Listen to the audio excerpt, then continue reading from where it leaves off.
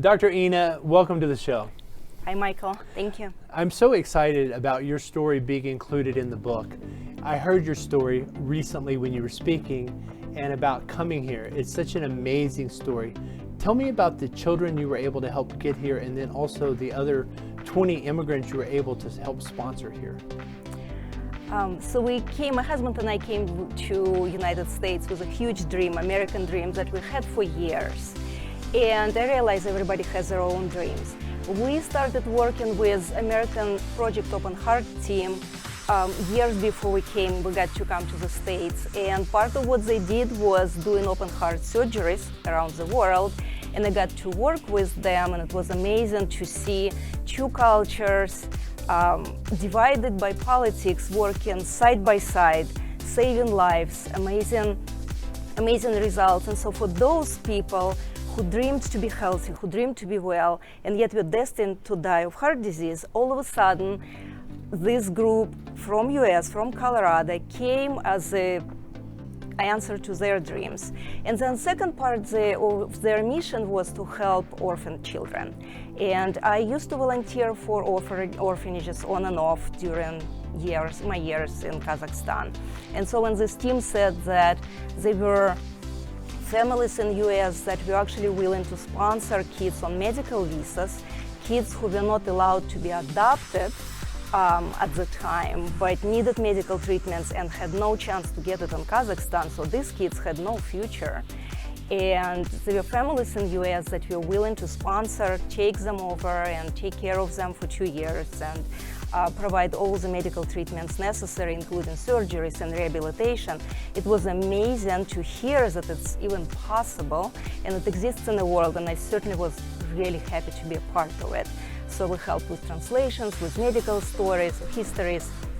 Now, how did you feel coming here years later and seeing the kids after they had their surgery, after they had the emotional, because you said in Russia in the orphanage, they weren't getting the emotional development connection they needed, but then when you met them years later, they were reading at a higher level and how did you feel? It was really incredible experience to see those kids. You know, in orphanages back then, kids were fed, they were not starved, and kids were safe. But the staffing was really minimal, and so these kids were starving for love. These kids were starving for development, for personal touch. And so all of them were delayed, not by genetics, but simply by the environment. And so it was common to see kids who were 2-year-old and still didn't walk, or barely walked, or kids who were 5 who barely spoke. And coming to the States and seeing these kids after living here for 2 years, running around, this team actually hosted a picnic for us and all those families were invited. It was absolutely almost impossible to believe my eyes. And kids were running around, playing, biking, screaming, chatting, fluent in English, of course, still remembering Russian. It was just amazing how much we can accomplish when we all come together, even if it's across the ocean, even if we're separated by language barriers and cultures and maybe some belief systems or what have you. But when we're truly doing things together, amazing things happen. You could see these kids 2 years prior where they had no future health-wise or life-wise.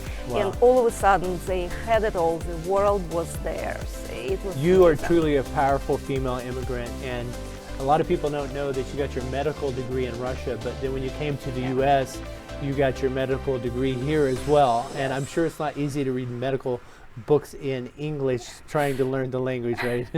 It was hard to take the boards and do the residency all over again, but it was absolutely worth it. Because you get to transform lives. When you give people the gift of health, everything else can happen from there. Well, you have a true love and passion for that. And that's what excites me about what you do, because not only have you been an internal medicine doctor for years, is you recently became a functional medicine doctor and are helping people even more so proactively on the prevention side. So I'm really excited. What advice would you give to the younger version of yourself if you could go back in time to that girl reading that medical book in a single night under the covers with the flashlight? What advice would you give to that girl?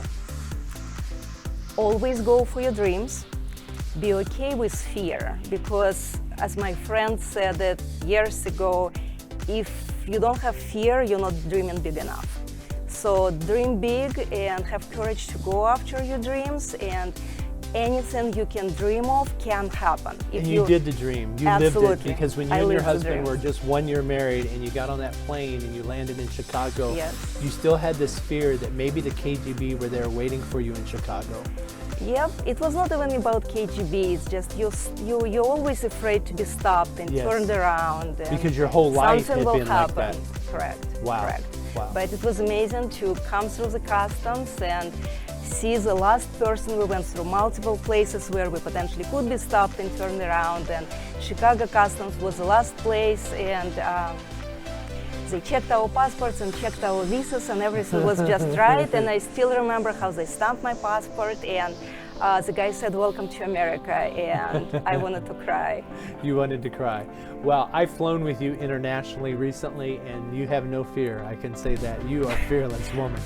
I live with the fear, and I do things with the fear, yeah, and it's important to be okay with that, because big things will come with fear. It's actually excitement in disguise. Spasiba. Thank you. Thank you so and much. Congratulations.